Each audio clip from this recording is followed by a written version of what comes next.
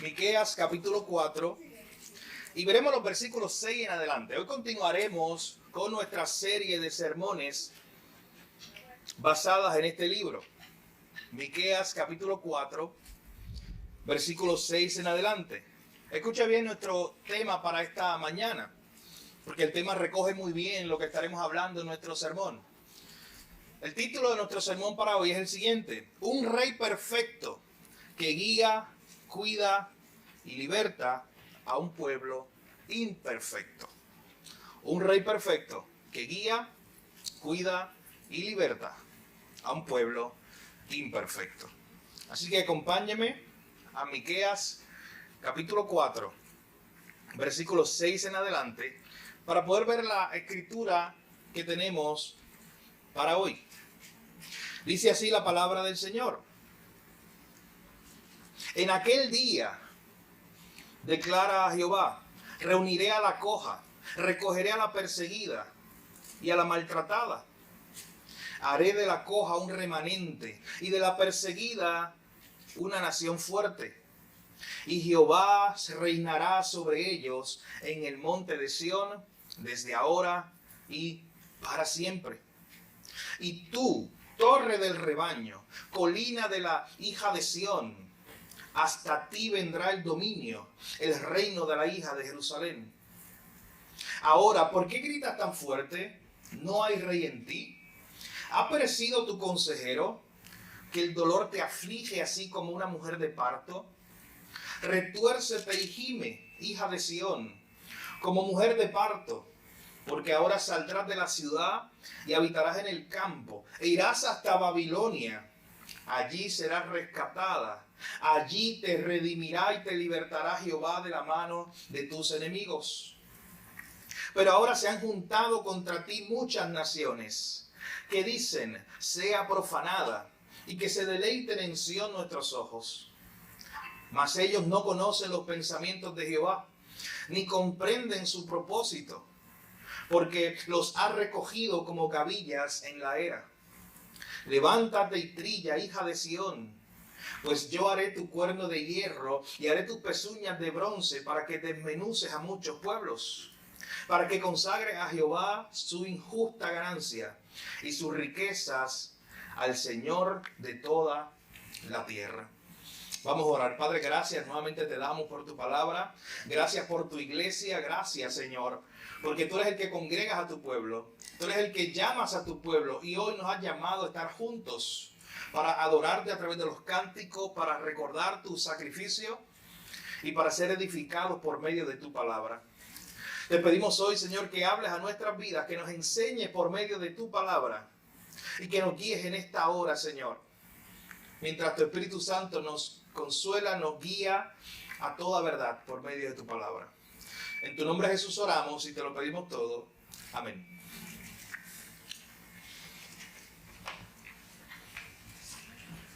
En el año 2009, un grupo de soldados que pertenecían a la unidad 8200, era la unidad de inteligencia, o es la unidad de inteligencia del ejército de Israel,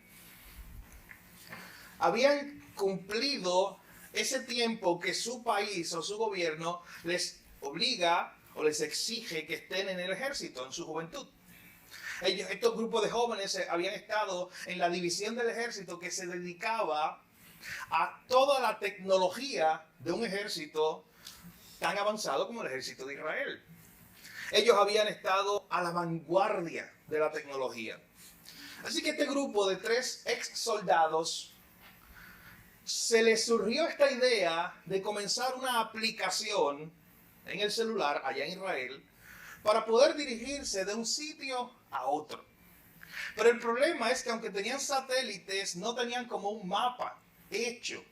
Así que animaron a varios usuarios que los ayudaran a ir por las calles de Israel, literalmente, buscando los puntos principales, abriendo rutas en la aplicación. Esa aplicación luego se convirtió en un fenómeno global. Se mudaron oficinas a los Estados Unidos. Más adelante la compañía Google la compró por billones de dólares. Y es la aplicación Waze. Es una aplicación que es como el Google Maps, si usted lo usa para dirigirse de punto A a punto B, si usted quiere ir a algún lugar.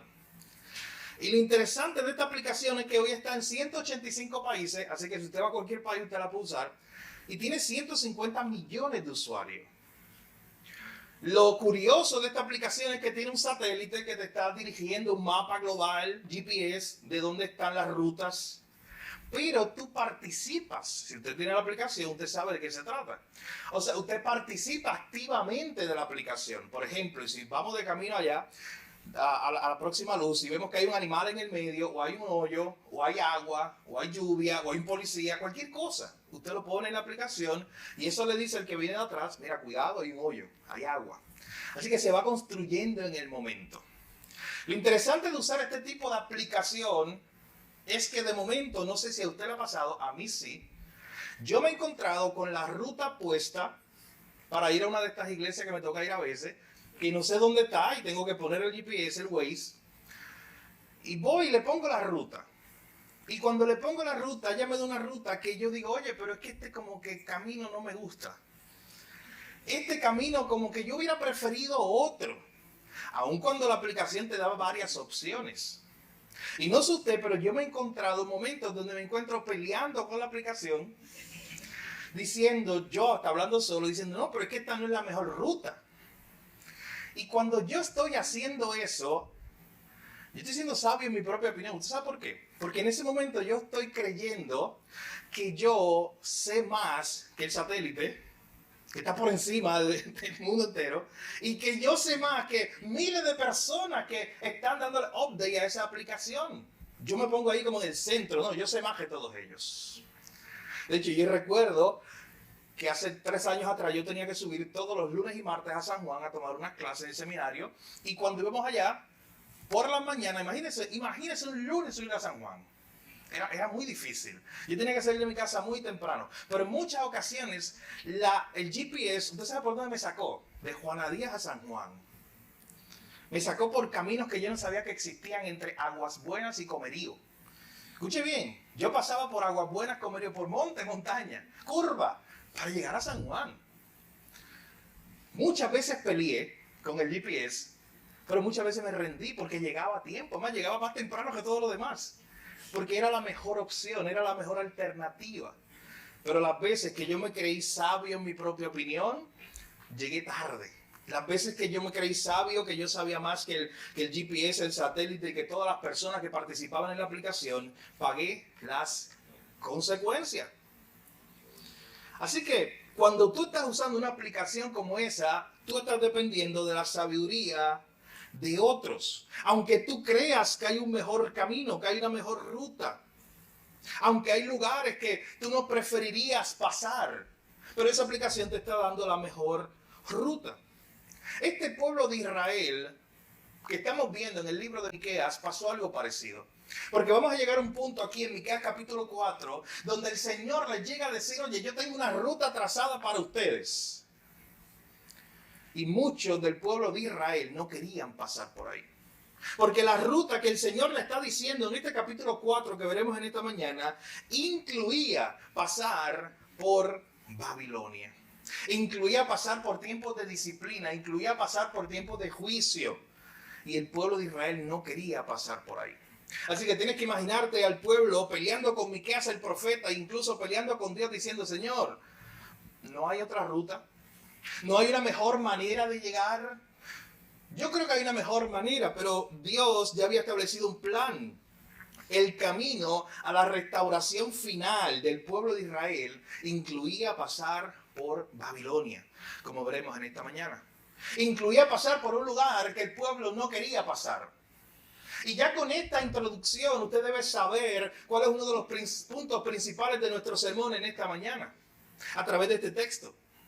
Es la idea de cuántas ocasiones Dios nos lleva por lugares o permite cosas en nuestra vida, nos pasa por lugares que nosotros hubiéramos preferido no pasar.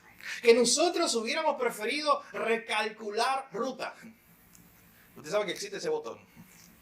Para coger otra ruta, para buscar otra manera de llegar a donde queremos llegar.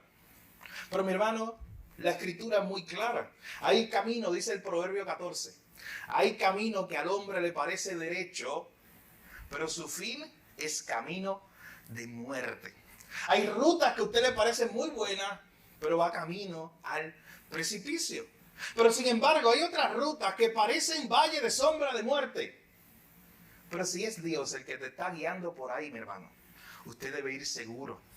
Recordando lo que veremos también hoy, esa imagen del buen pastor que está con usted, acompañándolo en esa ruta, en el valle de sombra de muerte. Así que repasando un poco, recuerden que tenemos a este profeta Miqueas, animando, exhortando al pueblo, diciéndole, oye, viene juicio de Dios, porque ustedes que son el pueblo de Dios no se están comportando como tal. Ustedes que son el pueblo de Dios le han dado la espalda a Dios. Están viviendo una religiosidad vacía, le decía Miqueas. Este pueblo se había apartado cada vez más y más de Dios. Los líderes se habían apartado, habíamos visto también. Así que llega un punto donde Dios les dice que serán enviados al exilio, pagarían las consecuencias. Pero algo nos ha enseñado este libro, mi hermano, y es la justicia de Dios siempre acompañada de su misericordia. Siempre vemos esa esperanza que Dios le provee a este pueblo. Dios los podía destruir del todo, pero no lo hizo. Siempre les dejó una salida, siempre les dejó una esperanza. Y lo último que habíamos visto en el capítulo 4 es esa escena donde de momento está Miqueas hablando de que la ciudad de Jerusalén va a ser destruida. Y de pronto los envía o los anima a que pongan su mirada, no en la Jerusalén física que iba a ser destruida en unos pocos años, sino en la Jerusalén celestial. Los anima a poner su mirada allá arriba, a tener una perspectiva más amplia.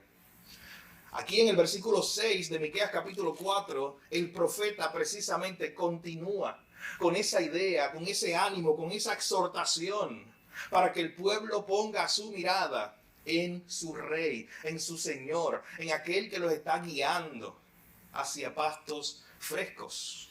Miren conmigo a nuestro primer punto, versículos 6 al 7. Un rey perfecto para un pueblo imperfecto.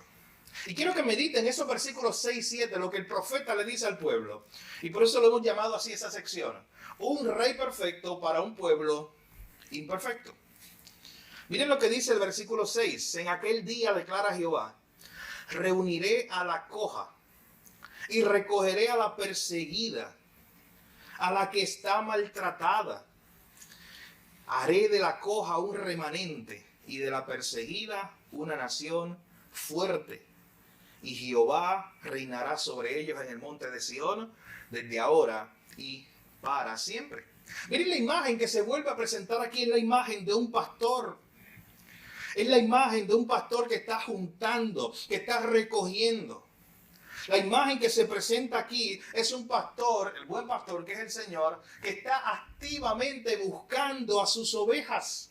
Y recuerden la escena es que está el buen pastor y sus ovejas, en vez de estar cuidadas en su redil, porque el pastor las está cuidando, se han querido ir. El buen pastor le ofrece pasto fresco, le ofrece agua, le ofrece cuidados. Pero sin embargo, estas ovejas se han querido ir tras otros dioses, se han querido ir tras otros sustitutos, se han querido ir a otras partes. ¿Y sabes qué hace el buen pastor de Miqueas? Dice que él va y las va a reunir, las va a recoger, aquellas que se han dispersado.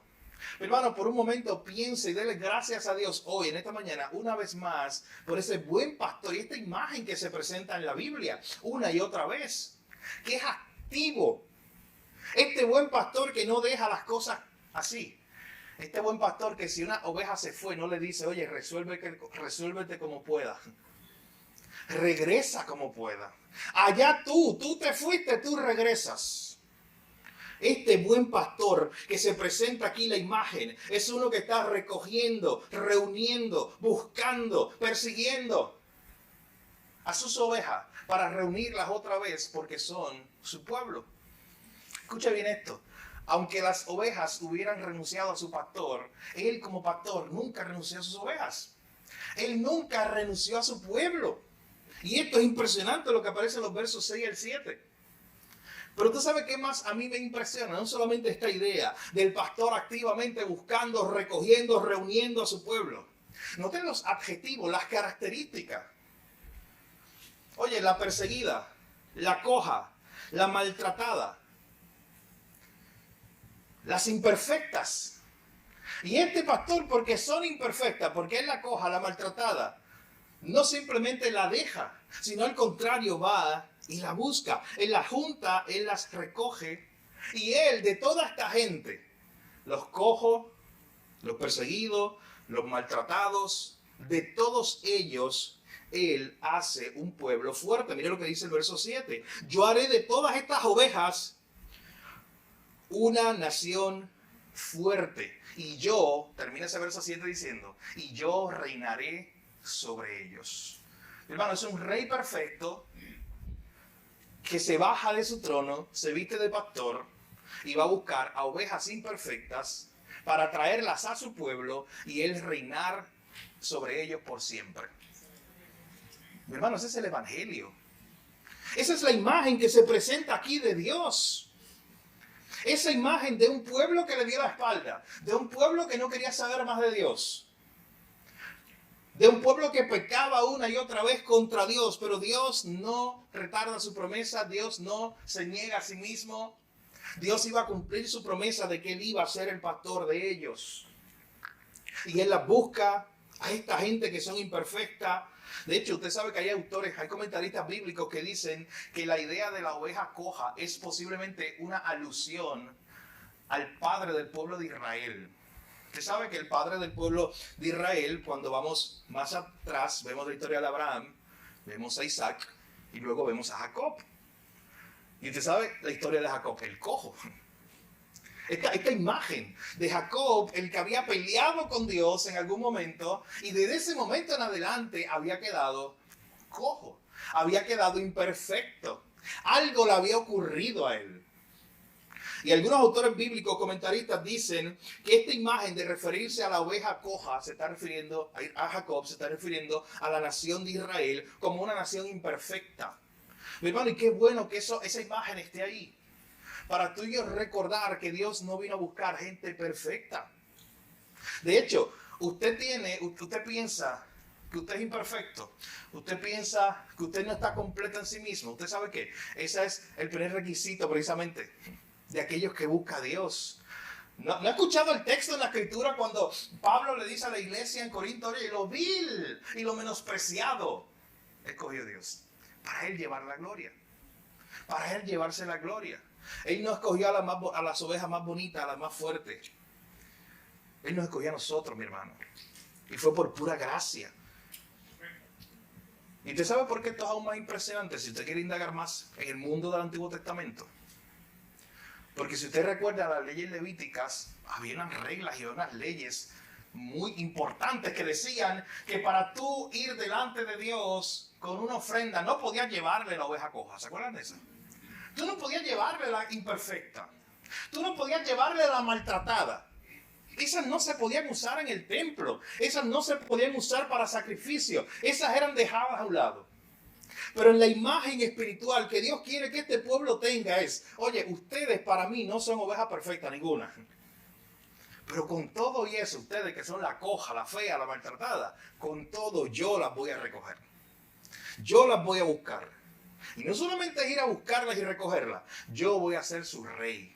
Eso es lo que dice al final del verso 7. Yo reinaré, el Señor reinará sobre ellos, desde ahora y para siempre. Así que mi hermano, lo primero que vemos aquí en los versos 6 al 7, un rey perfecto que busca a un pueblo imperfecto. Un pueblo que había rechazado a Dios, que estaba viviendo a la espalda de Dios y sin embargo Dios seguía persiguiéndolos. Dios seguía tras ellos. Eso es pura gracia. Eso es misericordia de Dios. Así que algo que es muy impresionante, lo que acabamos de decir, es que en la Biblia siempre se presenta a Dios como un pastor que activamente está buscando, cuidando, amando e incluso entregando su vida por sus ovejas. Porque usted sabe la hermosa imagen de Cristo en el Nuevo Testamento que se nos presenta como aquel buen pastor que da su vida por sus ovejas. Por eso en la Biblia se presenta a Jesús como el David más grande, como el hijo de David, pero un David más importante. Porque David fue un buen pastor de ovejas. Usted sabe que la Biblia lo describe a David, que cuando alguien venía a atacar las ovejitas de él, ¿qué hacía David? Peleaba con el oso y con el león. para que no se metieran con sus ovejas. Ese es el corazón del pastor. Cuánto más el buen pastor nuestro, Jesucristo, mi hermano, que dice el texto que dio su vida por sus ovejas. Esa es la imagen que se nos presenta en los versículos 6 y 7. Así que tenemos un rey perfecto que busca libertad, ama, cuida, pastorea a un pueblo imperfecto, a ovejas imperfectas. En segundo lugar, vea conmigo los versículos 8 al 10 de nuestro pasaje en esta mañana. Jehová, el Señor, se presenta aquí como un rey que liberta a su pueblo. No solamente como un buen pastor que cuida y busca a su pueblo, sino como un rey que liberta a su pueblo. En todo el Nuevo Testamento, mis hermanos, hay alusiones al Éxodo. En todo el Nuevo Testamento usted va a encontrar muchas enseñanzas, muchos ecos o alusiones al Antiguo Testamento, especialmente al Éxodo. ¿Usted sabe por qué? Porque es como una ilustración, una analogía de que nosotros éramos como ese pueblo de Israel que estaba esclavo en el desierto. ¿Sabes qué? Que le gustaba estar esclavo. Porque cuando se le ofreció libertad, muchos de ellos, ¿sabe qué hicieron? Quisieron virar para atrás. Esa es la imagen, y usted piensa, oye, eso es lo más tonto que puede haber, pero así somos tú y yo muchas veces. Esa característica de cuando se nos ofrece libertad, es como cuando el carcelero va, tú estás en la cárcel, te saca con la llave y dice, vete, tú eres libre. Y tú le dices, no, gracias. Y viene, te sientas en la cárcel, en el banquito, pone la reja otra vez y tira la llave. Es que eso no tiene sentido. Pero eso es lo que hacemos tú y yo cada vez que siendo libres nos comportamos como esclavos. En el Nuevo Testamento una y otra vez usted va a ver una idea de Dios libertando, trayendo libertad a su pueblo. Es la misma imagen que el Éxodo. El pueblo estaba esclavizado y Dios envió a un libertador, a Moisés. En nosotros nuestra esclavitud era peor porque éramos esclavos del pecado, no de Egipto. Y Dios envió a un libertador. Entonces vean esta imagen que se va a ofrecer aquí entre los versículos 8 al 10 de Jehová como un rey que liberta a su pueblo. Dice el versículo 8, y tú, torre del rebaño, colina de la hija de Sión, hasta ti vendrá el antiguo dominio, el reino de la hija de Jerusalén. Ese versículo 8 está hablando de Jerusalén, mi hermano, pero está hablando de Jerusalén como un centro importante a donde vendrían todas las naciones. Ustedes recuerdan la imagen que el mismo profeta había presentado ya de la Jerusalén celestial, a la cual vendrían todos los pueblos. Otra vez el autor, poéticamente Miqueas, utiliza esta imagen de Jerusalén como la Sión de Dios, la ciudad de Dios, la torre de Dios, a donde vendrían todos los pueblos a reunirse. Y mis hermanos, Jerusalén iba a ser destruida porque Dios está hablando a través del profeta de Jerusalén siendo edificada. Ustedes notan esta imagen, cómo Dios ve a través del tiempo, cómo Dios ve cosas que nosotros no vemos, cómo Dios ve el final y nosotros solamente estamos viendo los procesos. Lo que veía Israel en ese momento era que en los próximos años iba a venir un ejército a destruir la ciudad. Y que venía fuego, destrucción, polvo por todas partes, ciudad destruida. Y Dios va más allá de eso y en vez de destrucción, habla de Jerusalén como una torre siendo edificada, a la cual vendrían gente de todos los pueblos. Dios mostrándole a este pueblo que él veía mucho más allá, que él veía el resultado final. Mi hermano, es un buen recordatorio para nosotros hoy. Recordar que Dios siempre ve la parte final, esa parte que usted no la ve. Usted no ha estado con gente, a mí me ha tocado estar con gente que le da para el frente a la película. A mí no me gusta eso, para nada. De hecho, gente tan cercana como mi esposa, muy cerquita de mí. Que a veces estamos viendo series y si es muy larga, yo no veo muchas series, porque si son demasiado largas no veo. Gasto demasiado tiempo, pienso yo, en series que tengan, qué sé yo, más de un season, ya para mí muy larga. Y series que tienen como 10, 20, yo no sé. La única que he visto es una serie muy vieja, 1966, Star Trek, la original, porque me gusta esa época y ese tipo de cosas. Pero cuando estoy con ella muchas veces estamos viendo una serie, Y si de momento la cosa se aburre en el camino, le da para el frente o quiere ver los últimos episodios. Y yo, wow, pero ¿cómo vamos a ver los últimos episodios? De momento nos ha pasado. Nos ha pasado que hay hasta personajes nuevos. Alguien murió. Hay cosas que no entendemos. Pero es una tendencia que tenemos nosotros a veces a querer ver el final. Y no esperamos el proceso. Y no queremos detenernos a ver ahí, pausa por pausa, aunque tarde tiempo, aunque parezca aburrido, aunque no nos guste, pero hay que verlo. ¿Cómo se desenvuelven las cosas para entonces entender el final? Mi hermano, Dios siempre ve el final, usted lo sabe. Él está por encima de todas las cosas. Usted está viendo hoy, el episodio de hoy, usted está viendo el presente.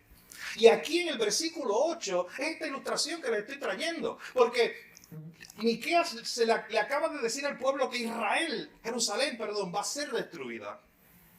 Que van a haber ruinas. Él había utilizado esa palabra en los versos anteriores. Que Jerusalén iba a quedar en ruinas. Y de momento le dice, oh, pero Jerusalén va a ser edificada. Va a ser como una torre y van a venir gente de otros pueblos allí. Dios está viendo el final de la película. Aunque este pueblo todavía no entendía. ¿Usted sabe qué? Ponga este número en su mente mientras analiza este texto. ¿Sabe cuánto tiempo faltaba? Faltaban 130 años. Para que viniera Nabucodonosor con su ejército. Y después faltaban como 70 años más para que viniera la restauración de Jerusalén y terminara el exilio. Y Dios los está preparando desde ya. Dios los está dirigiendo desde ya. Y mira lo que le dice entonces en el versículo 9 y 10. Ahora, ¿por qué gritas tan fuerte? ¿No hay rey en ti? ¿Ha perecido tu consejero? ¿Que el dolor te aflige como a mujer de parto? En el verso 8 le estaba mostrando como el final de la película. Y es lo que ha hecho en el capítulo 4 completo. Mostrarle cuál va a ser el final de todo. Donde Dios va a crear una Jerusalén que no es física, es celestial. Es mucho más grande que la ciudad física. Donde van a venir todos los pueblos a adorar. Y de momento dice en el verso 9 y 10 que en el camino entre el punto A y el punto B va a haber sufrimiento. Y esa es la parte que no nos gusta del camino. Esos son los episodios que queremos darle skip para adelante. Esas son las partes que no queremos tomar. O como decíamos en la ilustración inicial, esas son las rutas que preferiríamos nosotros no escoger. Porque de momento los versículos 9 y 10 habla de sufrimiento. Habla de que este pueblo iba a sufrir tanto que lo compara como una mujer con dolores de parto. Hay que admirar mucho a nuestras madres. Porque usted sabe que la Biblia cada vez que quiere lo hace en el Antiguo y lo hace en el Nuevo. Cada vez que quiere hablar de un dolor fuerte, la imagen que usa siempre es esa. La usan las epístolas, la usa el Nuevo Testamento, la usan los profetas. Siempre es la imagen cuando quiere hablar de un dolor, el dolor más fuerte que se imagine. No utiliza que se pinche un dedo. Utiliza siempre la imagen del dolor de parto. Imagínense eso. Eso es solo para meditar. Pero aquí tenemos esta imagen entre los versículos 9 y 10. Imagen del pueblo gritando, gimiendo, teniendo dolor de parto. De hecho, el verso 10 dice, retuércete y gime, hija de Sión, como mujer de parto. Porque viene sufrimiento. Antes de que llegue el versículo 8, antes de que llegue Jerusalén siendo edificada, antes de que llegue ese tiempo final, tienes que pasar por un proceso donde va a haber dolor, donde va a haber sufrimiento. Porque ahora saldrás de la ciudad y habitarás en el campo. Y ahora viene la parte que no le gustaba para nada al pueblo de Israel. Irás a Babilonia. Miren, en este momento, Babilonia no era el imperio más grande cuando se da esta profecía. En este momento, el imperio que estaba acosando a todas las naciones de alrededor era Asiria. Así que aquí hay una profecía de que en algún momento los babilonios iban a dominar el imperio, el panorama mundial, y iban a ser los que vendrían. Algunos en Israel, si escuchaban esa profecía, se podían burlar del profeta Miqueas diciendo, oye, pero mira diciendo que Babilonia. Entonces Babilonia no es nada en ese momento. El poder más grande es Asiria. Recuerden que faltaban 130 años para ese evento y ya Miqueas está profetizando que eso iba a ocurrir. Pero la idea, el argumento que quiero que usted y yo vayamos viendo en esta mañana es esta idea de que antes del verso 8, antes del verso 1 al 5, donde se nos muestra, ¿recuerdan la imagen de los versos 1 al 5? Que decía, cada cual estará debajo de la higuera. Cada familia estará debajo de un palito.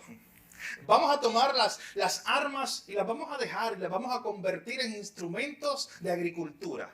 Esa es la imagen que se presenta de algo que iba a ser Dios en el futuro, de la restauración final, de la Jerusalén celestial. Pero antes de llegar allá, mis hermanos, había que pasar por el verso 9 y 10. Había que pasar por los dolores de parto. Había que pasar por los dolores y el sufrimiento y había que ir a Babilonia. Ese momento, mi hermano, no quería los judíos que llegara. Ellos de seguro hubieran preferido otro camino. Ellos de seguro hubieran preferido otra ruta. Pero para que el pueblo fuera restaurado, había que pasar por Babilonia. Mi hermano Henry Blackaby, quien murió hace 2 o 3 semanas atrás. Henry Blackaby fue un gran pastor de mucha bendición. De hecho, aquí en la iglesia nosotros tomamos su discipulado, mi experiencia con Dios, usted lo recuerda, era de él.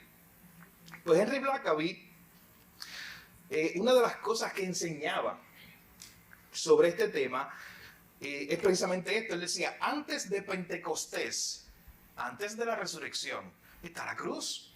Había que pasar por la cruz.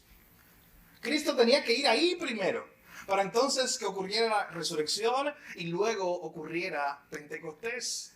Este pueblo tenía que ir a Babilonia. Pero mi hermano, Dios siempre, el Dios de gracia, este rey como buen pastor que cuida a su pueblo, noten que no solamente les dice el juicio que vendría sobre ellos, para que ellos no se atemorizaran y no se murieran ahí de miedo, de temor, de angustia. ¿Sabes qué hace Dios? Por pura gracia. Miren la última parte del verso 10. Tú vas a ir a Babilonia. Tienes que pasar por allí. Esa es parte de mi plan. Pero allí serás rescatada. Allí serás liberada. Allí te redimirá Jehová de la mano de tus enemigos.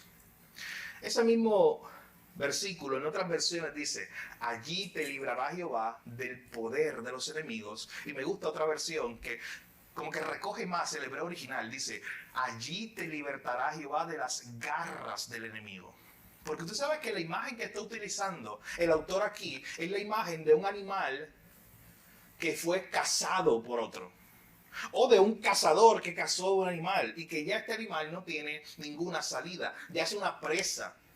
Ya está inmerso en la cárcel. Ya estaba atrapado sin ninguna esperanza de salir. Esa es la imagen que se presenta ahí. Ustedes van a ir a Babilonia y ustedes van a ser agarrados por esa garra. Humanamente, nadie los podrá sacar de allí. No se esfuercen mucho ustedes tratando de luchar, porque nada los podrá sacar de allí. Pero noten que él mismo se presenta como el libertador de este pueblo, un rey que liberta a este pueblo. Le dice, tú vas a ir a Babilonia y allí yo te voy a rescatar, allí yo te voy a redimir, allí yo te voy a librar de la mano del enemigo. Hermano, se muestra el poder de Dios. Y usted se puede preguntar en esta mañana, pero si lo iba a librar, ¿para qué lo mandó? Nuestro razonamiento humano se hace esa pregunta. ¿Pero por qué Dios hace eso? ¿Por qué si lo iba a librar de esta prueba, lo envía a la prueba? ¿Por qué mejor simplemente no lo pasó por allí? Pero pregúntatelo tú mismo. ¿Qué sentido tiene humanamente pensar que Dios me va a enviar una prueba para entonces libertarme de esa prueba? Usted humanamente podría decir, oye, para eso que no me envíe, porque si me va a enviar para librarme, yo prefiero otra ruta. Pero ¿sabes qué? Mi hermano, en ese tiempo en Babilonia, 70 años, este pueblo iba a aprender a conocer más a Dios. En esos 70 años este pueblo iba a admirar más la grandeza de Dios, iba a ver más el cuidado de Dios como nunca antes. Este pueblo iba a ver la gracia de Dios por 70 años, la misericordia de Dios. ¿Usted sabe cuándo se escribió ese famoso pasaje que dice que las misericordias de Dios son nuevas cada mañana? Se escribió en el momento que Jerusalén fue destruida. Fue ahí cuando Jeremías escribió Lamentaciones.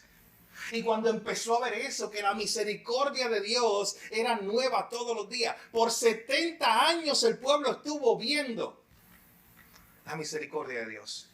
Al final de los 70 años, para el pueblo de Israel, mi hermano, ahora tenía un concepto más grande de Dios. Y eso valía la pena.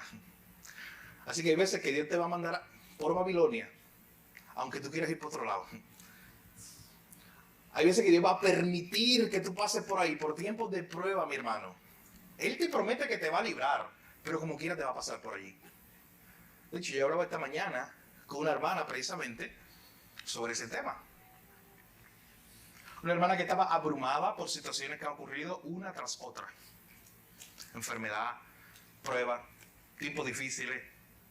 Bueno, al punto de que ella me decía, oye, ya yo estoy a la expectativa de cuál es la próxima prueba. Hoy mismo, en este momento, yo estoy aquí esperando que llegue la otra. ¿Te ha pasado eso? Y una de las cosas que hablábamos precisamente fue esa. Oye, pero es que Dios te está permitiendo, tú no quieres esa ruta, pero Dios te pasó por ahí, por el tiempo de enfermedad, para que vieras su mano. Dios te pasó por ahí para que lo conocieras mejor. Mi hermano, porque probablemente tú no tuvieras la fe que tienes hoy si no hubieras pasado esa gran prueba que pasaste ayer. Hoy tu fe es más fuerte por algo que pasó ayer, tú lo sabes. Hoy tú conoces más a Dios por algo que viviste ayer.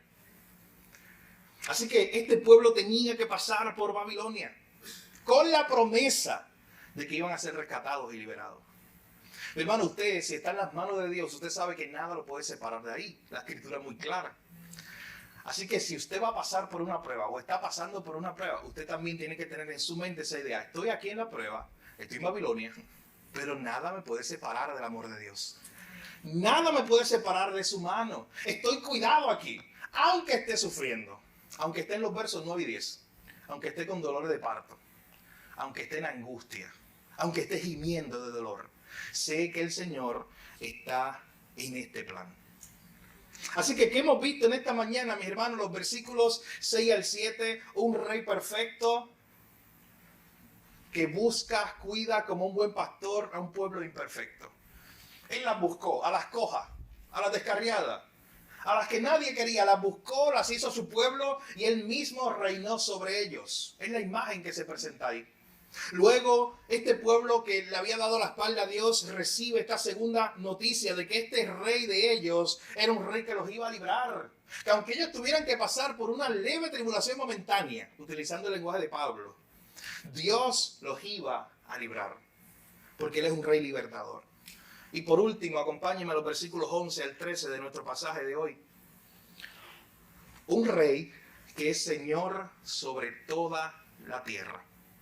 Miren cómo se acaba esta imagen. Un rey, no solamente este rey perfecto que pastorea a su pueblo imperfecto, no solamente este rey que se compromete a llevar a este pueblo a Babilonia para regresarlo, a cuidarlos, a libertarlos, a ser el rey libertador, sino en tercer y último lugar, versículos 11 y 13, este es un rey que es Señor sobre toda la tierra.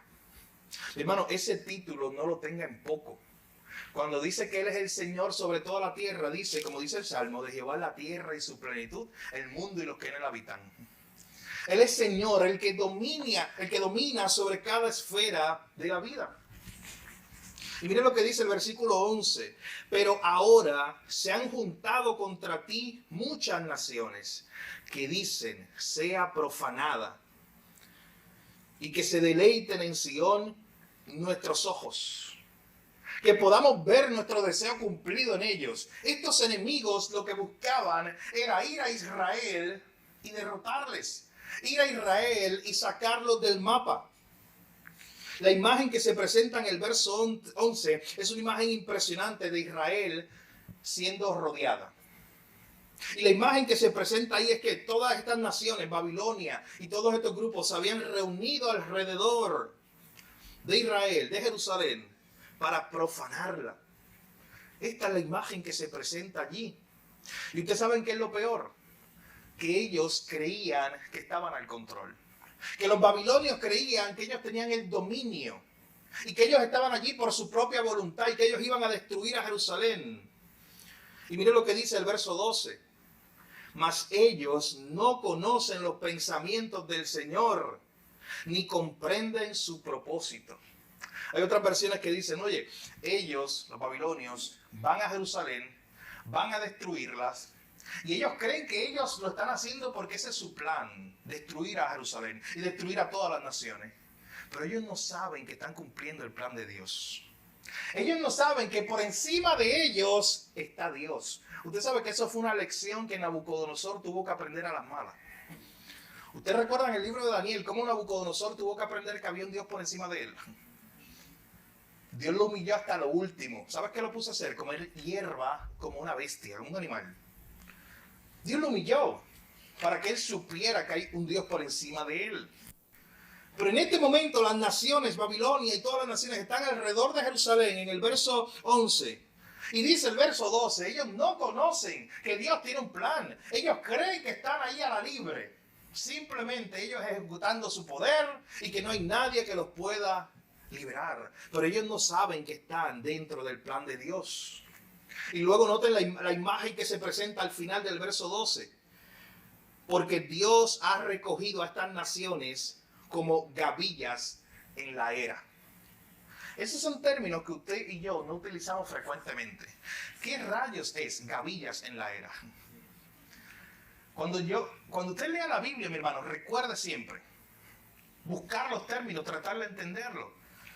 Mi ejemplo favorito, el de los primeros capítulos del Proverbio, que dice que los impíos heredarán ignominia. Y usted ve eso y te dice, los impíos heredarán ignominia. Amén. Yo no soy impío, así que amén. Lo que hereden ellos. Y pasa la página. No, mi hermano, busque, ¿qué es ignominia? Eso es humillación pública, dice ya la tarea. Pero cuando usted va aquí y ve esta idea, ¿qué significa este verso que dice que Dios ha recogido a estas naciones que rodearon a Jerusalén? A estas naciones que no entienden el plan de Dios y que creen que ellos son la última Coca-Cola y que ellos son los que están presentándose allí a Jerusalén para destruir la ciudad. Y Dios los ha recogido como gavillas en la era. Las gavillas era ese montón de trigo, manojos de hierba. Cuando tú cogías, por ejemplo, que estabas cosechando y hacías como un grupito de hierba o un manojo de trigo y lo juntabas, pequeñito así, lo juntabas y lo tirabas de un sitio a otro así. En la era, gavillas en la era era el lugar espacioso donde se hacía esa cosecha. Mire lo que está diciendo el texto.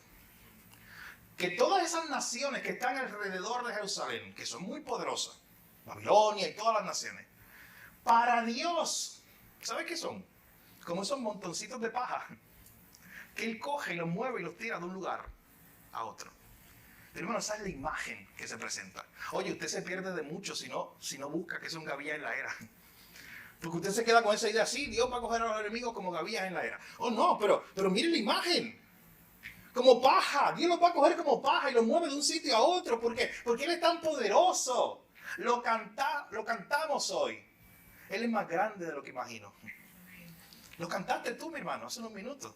Porque Él es más grande, porque Él es tan poderoso que delante de Él son como paja las demás naciones. Usted sabe que cuando yo preparaba el sermón me acordé, vino a mi mente, el Señor trajo a mi mente este pasaje, quiero simplemente leerlo, del capítulo 40 de Isaías, versículos 12 al 17, porque se presenta la misma imagen. La imagen de este Dios todopoderoso, que es tan poderoso que delante de Él las naciones son como nada. Mire lo que dice Isaías 40, versículos 12 en adelante. Dice, ¿quién midió las aguas en el hueco de su mano? Con su palmo tomó la medida de los cielos, con un tercio de medida calculó el polvo de la tierra, pesó los montes con la báscula y las colinas con la balanza. ¿Quién guió el espíritu de Jehová? ¿O cómo consejero suyo le enseñó? ¿A quién pidió consejo? ¿Quién le dio entendimiento? ¿Quién le instruyó a Dios en la senda de la justicia? ¿Quién le enseñó conocimiento? ¿Quién le mostró a él el camino de la inteligencia? Y escuche bien esta imagen del verso 15 en adelante. He aquí, las naciones delante de Dios son como gota en un cubo. Mi hermano, la gota esa pequeñita que va cayendo en un cubo. Así es la nación más poderosa delante de Dios. Son estimadas como grano de polvo en la balanza. Y esta imagen la veía muy bien el israelita, que sabía de qué se trataba, que cuando ponía los granos en la balanza para pesarlos, quedaba como un polvito al final. No te la imagen, no es ni siquiera el grano, ese polvillo que quedaba al final. Él dice, así son las naciones más poderosas delante de este Dios poderoso que yo te estoy hablando. He aquí, él levanta las islas como al polvo fino. El Líbano, que es un gran bosque, no basta para el fuego, ni bastan sus bestias para el holocausto. Y escuchen lo que dice el verso 17. Todas las naciones ante él son como nada, menos que nada, e insignificantes son consideradas por él. ¿A quién pues asemejaréis a Dios? ¿O con qué semejanza le compararéis? Si tú tomas todas las naciones del mundo, aún las más poderosas, y las pones al lado de Dios, ¿sabes qué dice el texto? No son nada, son menos que nada. Para hacer un énfasis. Entonces, volviendo a la imagen de Miqueas capítulo 4. Ellos que han rodeado a Jerusalén, ellos, el ejército, todos estos pueblos que se creen orgullosos, soberbios, muy poderosos, ellos delante de Dios no son nada. Son como la gavilla, como esos pequeños manojos, como esa paja que se recoge. Porque este Dios, el Dios que defiende a su pueblo, es un Dios más poderoso que ellos. Porque este Dios que cuida a su pueblo es un Dios que tiene un plan. Ellos no conocen que Dios tiene un plan. Ellos no conocen los pensamientos del Señor. Pero Dios no abandonó a su pueblo. Dios estaba ejecutando su plan. Miren cómo acaba esta escena, versículo 13. Ante esta realidad se anima al pueblo. Y se le dice a este pueblo, levántate y trilla, hija de Sión. Pues yo haré tu cuerno de hierro y haré tus pezuñas de bronce, para que desmenuces a muchos pueblos, para que consagres al Señor su injusta ganancia y sus riquezas al Señor de toda la tierra. La última imagen que se presenta en este versículo 13 nos muestra al pueblo de Dios recibiendo poder. Esto es una imagen, son como símbolos cuando le dice que haré tus pezuñas como de bronce, haré tu cuerno como de hierro. Eran símbolos que ponían la atención en que Dios le iba a dar poder a este pueblo. En que Dios mismo iba a darle poder a este pueblo para derrotar a todos sus enemigos y para dedicar todas las ganancias del botín de la guerra al Señor. Pero miren la última imagen que usa: para dedicar las riquezas al Señor de toda la tierra. Hermanos, si Dios es el Señor de toda la tierra, no hay por qué temer. Si Dios es el Señor de cada pedazo del universo, de cada parte de mi vida, hermano, no hay que tener miedo.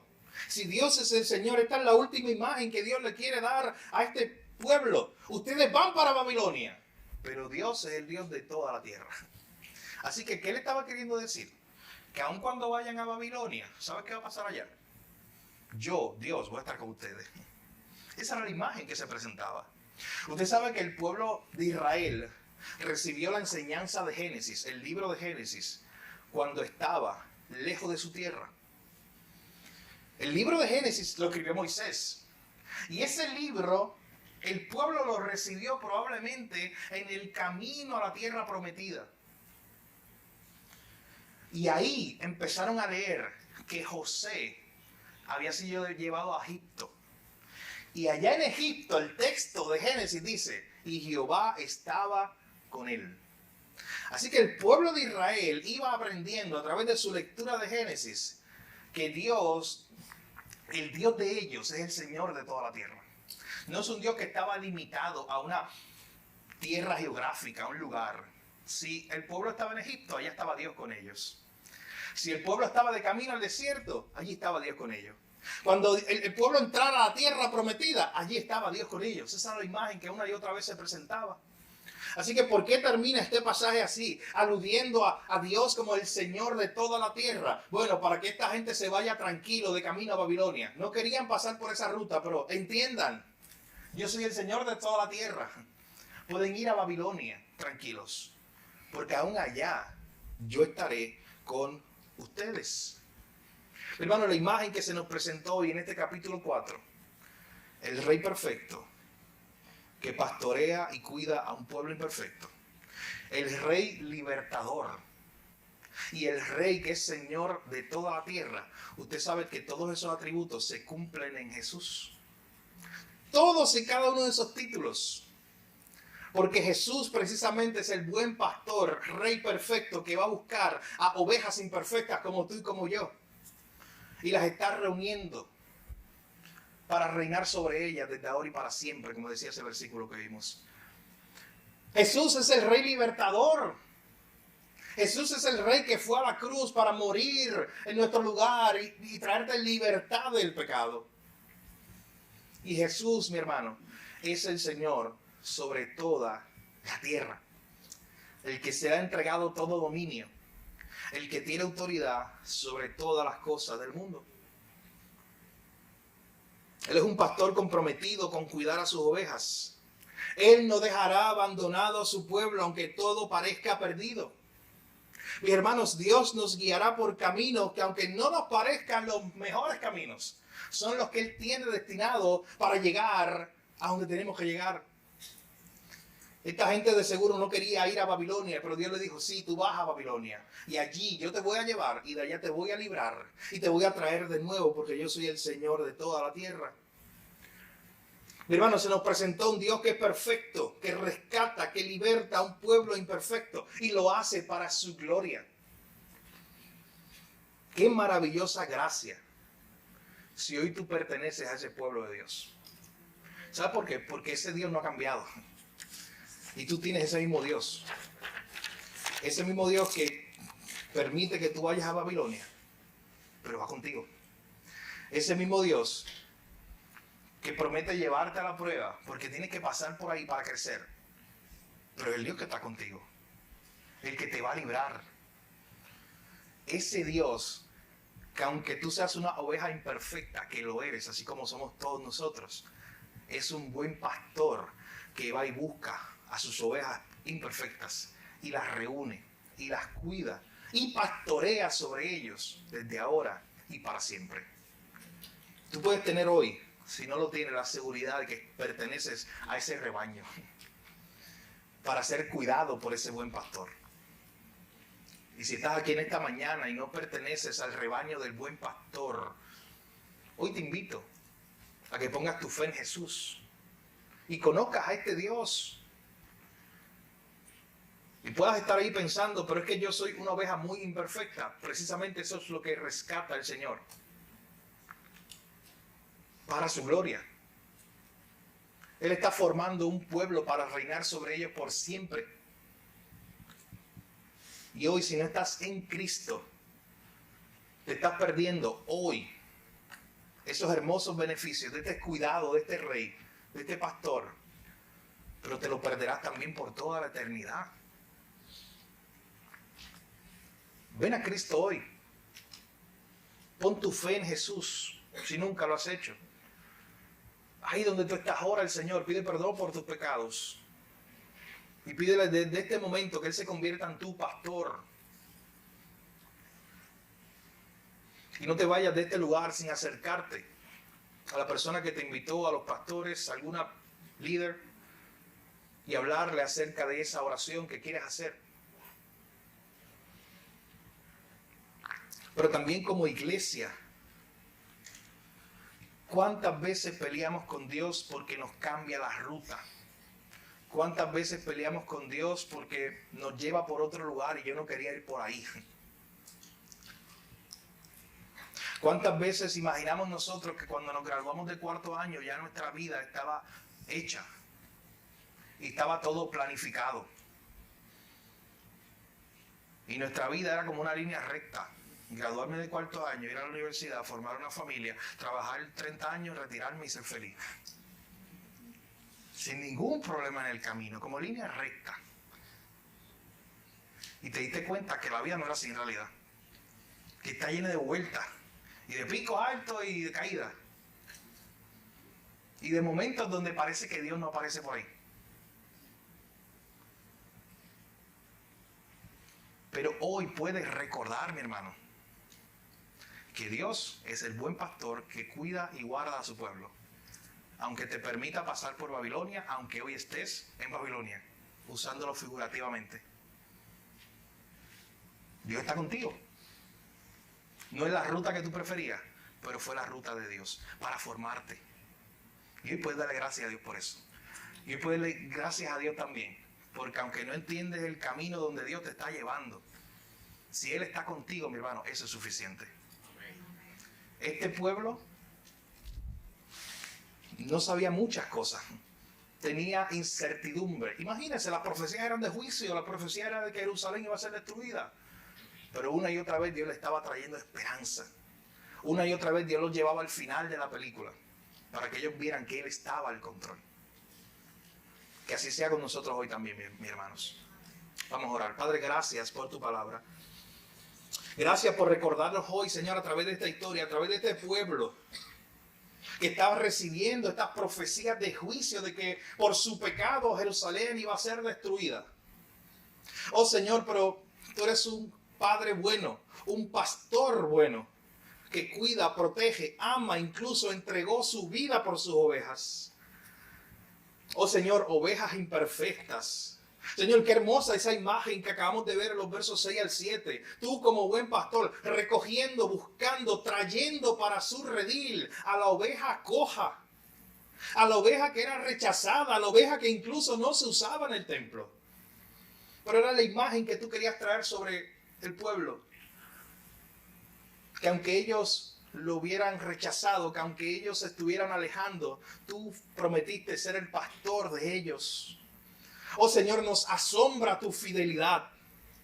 De que a pesar de que nosotros somos ovejas tan imperfectas, nos asombra tu fidelidad en esta mañana, saber y reconocer y recordar que tú vas y nos buscas como el buen pastor que deja las 99 para buscar aquella que se perdió. Otra vez hoy te damos gracias por eso, Señor. Eso nos muestra tu corazón para nosotros. Y saber que es por pura gracia, porque ninguno de nosotros ha hecho algo que merezca ese cuidado. Señor, gracias porque tú eres también el buen pastor que liberta a su pueblo. Señor, era necesario que este pueblo fuera a Babilonia y de allí tú los ibas a libertar. Quizás no era el camino que ellos querían, pero tú los llevaste allí con un propósito. Tú los disciplinaste, tú los cuidaste. Tú en el camino les enseñaste más de ti, Señor. Oh Padre, así ha ocurrido en nuestra vida con diversas pruebas donde hemos aprendido más de ti en el camino. Y llegarán más momentos donde tendremos que sufrir dolores de parto, donde tendremos que gemir, donde tendremos que llorar. Pero eso es parte de tu plan, Señor. Y descansamos en ti porque tus planes son mejores que los de nosotros. Oh Señor, la ruta que tú has designado para nuestra vida es mejor que la ruta que nosotros hayamos inventado, que la ruta que nosotros hayamos pensado o imaginado. Tus pensamientos son más altos que los nuestros, Señor. Ayúdanos a obedecerte con alegría, con gozo, sabiendo que los lugares por donde tú nos estás guiando, aunque no los hubiéramos preferido, son los mejores, porque vienen de ti, Señor. Gracias, Padre, por esa última imagen que presentó el profeta de Dios como el Señor de toda la tierra, el que está por encima de todo. Aunque este pueblo fuera a Babilonia, ellos sabían que allá Dios estaría con ellos. Gracias por tu palabra, en esta mañana te damos. Y en tu nombre Jesús oramos y te lo pedimos todo. Amén.